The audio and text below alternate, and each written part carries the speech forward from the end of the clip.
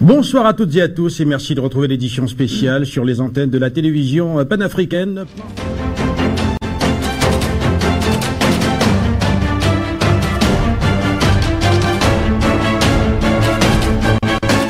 Chers amis et partenaires de la presse, chers compatriotes ivoiriens, chers amis panafricanistes du monde entier, je vous ai réunis ce jour pour vous annoncer officiellement ma décision prise le mardi 17 août 2021 de me retirer de la coalition Ensemble pour la démocratie et la souveraineté et de démissionner de mes responsabilités de 5e vice-président chargé des questions de démocratie et des droits de l'homme au sein de cette coalition. Je voudrais me répéter pour que cela soit clair pour tout le monde.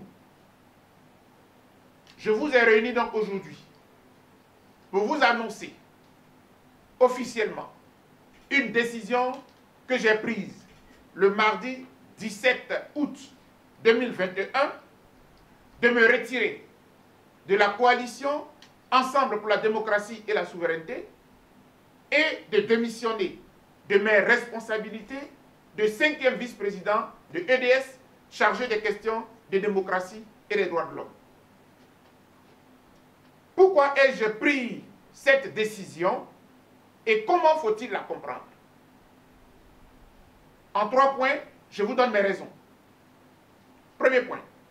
D'abord, pourquoi en tant qu'acteur de la société civile, Dr Boga a-t-il choisi d'appartenir à une coalition avec des politiques? Pourquoi? C'est un risque que j'ai pris, en toute responsabilité, et je l'assume pleinement. En effet, c'est nous, membres de Grande Afrique, le groupe de réflexion et d'action pour la démocratie et les droits de l'homme.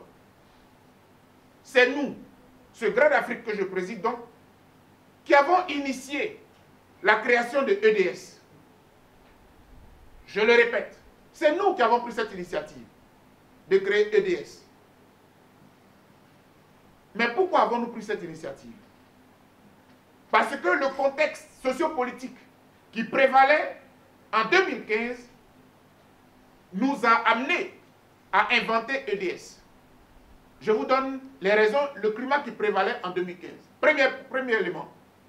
Le chef de l'État, Alassane Ouattara, venait de se faire plébisciter pour un 2e mandat présidentiel. Et il a même été accompagné dans ce 2e mandat présidentiel par la seule coalition de l'opposition qui existait, qui s'appelait la CNC, la Coalition nationale pour le changement. Voici le contexte. M. Ouattara est candidat pour un 2e mandat, il est pratiquement plébiscité, je crois que le score avoisinait les 90%. Et puis, l'opposition a contribué. La CNC, qui était dirigée par M. Charles Konabani, lui-même il était candidat à un moment donné.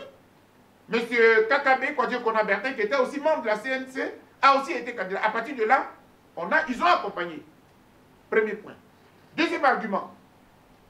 L'opposition était donc morte, quasi inexistante. On est en 2015. M. Ouattara vient d'être réélu. La démocratie était donc gravement en péril. Surtout que les principaux opposants, les partisans de M. Gbagbo, ses militants et ses partisans, étaient pratiquement sans appareil politique pour exister. Puisque le FPI, dirigé par M. Pascal Affi N'Guessan, a participé à l'élection de 2015. Donc l'opposition n'existait pas en tant que telle. Il n'y avait pas, il n'y avait rien. C'était le deuxième argument. Troisième argument. Nous avons donc estimé qu'il y avait là la nécessité de créer quelque chose pour que l'opposition et la société civile se retrouvent.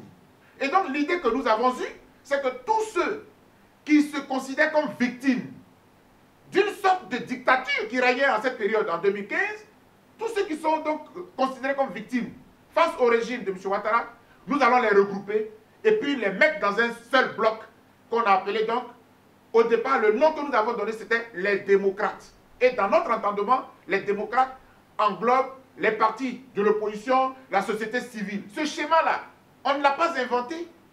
Je l'ai observé au Sénégal. Nous l'avons observé au Sénégal. Où face à Abdoulaye Wade, on a créé ce qu'on appelait le M23. C'est-à-dire que les partis politiques et les mouvements de la société civile se sont mis ensemble. C'est à ce moment-là que M. Youssou N'Dour était même candidat à cette élection-là. Donc voilà un peu un schéma qui a bien fonctionné. Mais il y a un autre exemple. C'est celui du Burkina Faso, où face à M. Blaise Compaoré, qui a voulu une énième fois modifier la constitution pour se présenter, il y a une grande coalition qui est née au sein de la société, parti politique plus société civile. Et je me rappelle très bien de cette ONG qu'on appelle Balai Citoyen, qui a été très active pour que finalement M. Blaise Compaoré se retire et qu'il soit sauvé en descendant quelque part à Yamoussoukro. Donc voilà le schéma qui nous a inspiré. Comme j'étais président de Grande Afrique, j'ai proposé ce schéma à mes amis, nous avons discuté et nous avons validé cela. Voilà donc le troisième argument. Et enfin, finalement, sous la houlette de M. Aboudraman Sangaré, parce que lorsqu'on a eu l'idée de créer donc ce mouvement de l'opposition, ce grand ensemble, c'est nous qui avons dit, bon, le président Laurent Gbagbo est à la haie, il est à Scheveningen, pourquoi nous ne le prendrions pas comme référent politique? Puisque dans les objectifs que nous avons fixés pour cette coalition, c'était de faire en sorte que la justice soit juste et équitable. Et que ce ne soit pas seulement le président Laurent Gbagbo qui paye de la crise de 2010-2011, alors qu'ils ont fait tous une guerre, et c'est lui seul qu'on a déporté à la haie. C'est pour cela que nous avons tout fait pour le joindre, pour lui demander d'être le référent politique. Et c'est lui, le président Laurent Gbagbo, qui nous a dit, allez-y à Abidjan, rencontrer mes amis qui sont à Abidjan, notamment le président Aboudraman Sangaré. Et c'est ainsi que, et j'ai terminé dans le dernier argument, c'est ainsi que j'ai appelé Pulchéri Edith Balé, qui était ma porte-parole de Grande Afrique. Je lui ai dit, Pulchéri, prends la une délégation et allez-y voir le président Aboudraman Sangaré, comme le président Gbagbo nous l'a conseillé. Et ce jour-là, j'ai demandé à Maître Hervé Guaméné, qui est mon avocat personnel, et qui est aussi militant des droits de l'homme comme moi, de longue date, ancien président de APDH, après moi, parce que j'ai été président de APDH. Donc c'est comme cela qu'ils sont allés en délégation rencontrer le président Aboudraman Sangaré. Tous les dinosaures du FPI étaient là. Voilà, tous les dinosaures. Quand j'ai dit tous les dinosaures, Aboudraman Sangaré étant là, voilà, Madame Odette Lorugnon, tous ils étaient là. Et nous avons donné le projet. Je vous parle de 2015. Mais si ce projet a vu le jour, rendons à César ce qui est à César. C'est parce que Aboudraman Sangaré s'est impliqué. Paix à son âme. Donc aujourd'hui, oui, on peut dire que c'est lui le père. Mais nous, nous sommes les initiateurs et j'en suis fier. Parce qu'il faut rendre à César ce qui est à César. Le 20 avril 2017, officiellement, Grande Afrique, EDS, Ensemble pour la démocratie et la souveraineté, là-bas à l'hôtel Belle-Côte, a donc vu le jour et mon représentant a signé la charte donnant naissance. Ce jour-là, il y avait tous les membres fondateurs. Et je précise que aucun membre fondateur ne peut se sentir offusqué parce que lorsque vous créez, tous ceux qui signent la charte ils sont égaux. Ils sont égaux, ils sont tous pairs de la création de cette coalition. Donc, ce n'est pas Dr Boga et Grande Afrique qui sont les seuls membres fondateurs. Nous sommes tous des membres fondateurs à équidistance. Mais comme je suis devant la presse, je restitue les faits, comment cela s'est déroulé jusqu'à ce que... Même le nom EDS, ça a été une proposition Aboudraman Sangaré et du staff du FPI. Voilà. Donc, je dis les choses telles qu'elles sont. Vous savez, je suis vivant et personne ne peut trafiquer ou alors travestir l'histoire de mon pays. Je suis trop témoin de beaucoup de choses, par la grâce de Dieu. Le deuxième argument qui fait qu'aujourd'hui, je mets fin donc à ma mission à EDS et je démissionne de mes responsabilités de vice-président chargé de la démocratie et des droits de l'homme. Le deuxième argument, c'est que aujourd'hui, peut-on dire que oui ou non, EDS a atteint son principal objectif? Et je réponds que oui, nous avons atteint l'objectif pour lequel nous avons créé EDS. En tout cas, l'objectif principal. Parce que même la reconquête du pouvoir, c'est un objectif mais subsidiaire. On a créé EDS dans un contexte où il fallait tout faire pour que le président Laurent Gbagbo soit libéré de là où il se trouve, aussi longtemps que l'autre camp ne serait pas traduit devant la justice. Je suis un militant des droits de l'homme, je me bats pour la justice et pour l'équité. Je ne peux pas accepter, et je n'ai jamais accepté, que le président Laurent Gbagbo soit lui seul à la haie. Et c'est pour cela que j'ai parcouru le monde. Pour cela. Et c'est pour ça que j'ai été en exil. Et c'est pour cela qu'on m'a menacé de mort. Voilà. Maintenant, il a été acquitté. Maintenant, il a été libéré. Maintenant, il est rentré en Côte d'Ivoire depuis le 17 juin 2021. Oui, pour moi, Grande Afrique a atteint son objectif principal. Surtout que maintenant, il refait ce qui sait faire le mieux, la politique.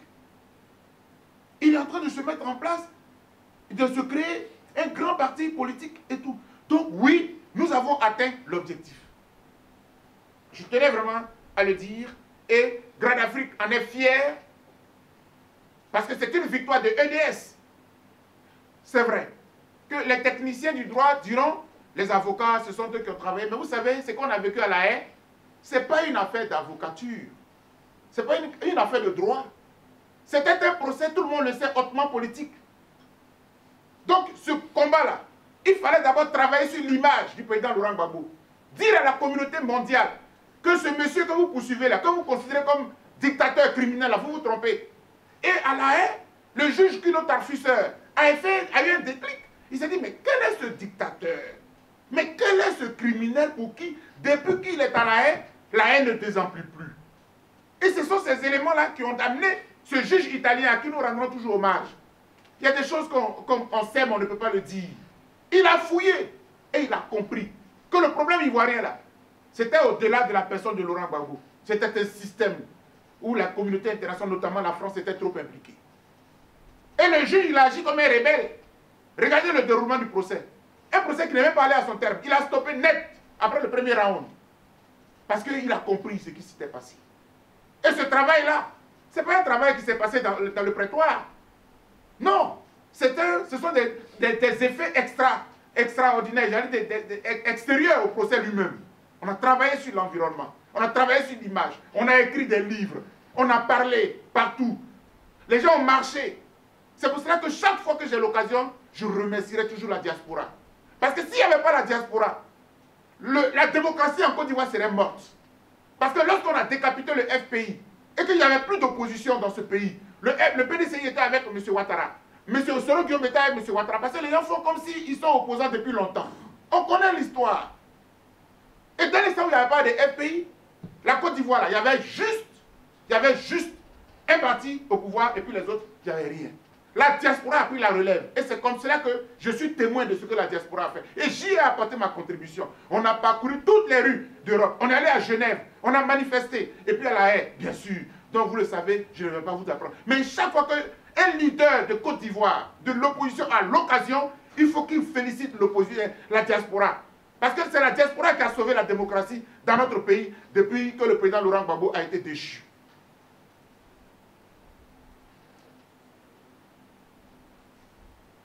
Le dernier argument, et puis j'en aurai fini pour prendre vos questions. De toute façon, je vous donnerai les deux feuilles. Parfois, j'explique un peu, mais vous voyez que l'écrit est tout à fait... Voilà. Le dernier point, le temps est donc venu, au mois, de me retirer de EDS et de rendre ma démission de mes responsabilités de 5e vice-président de EDS chargé des questions de démocratie et des droits de l'homme.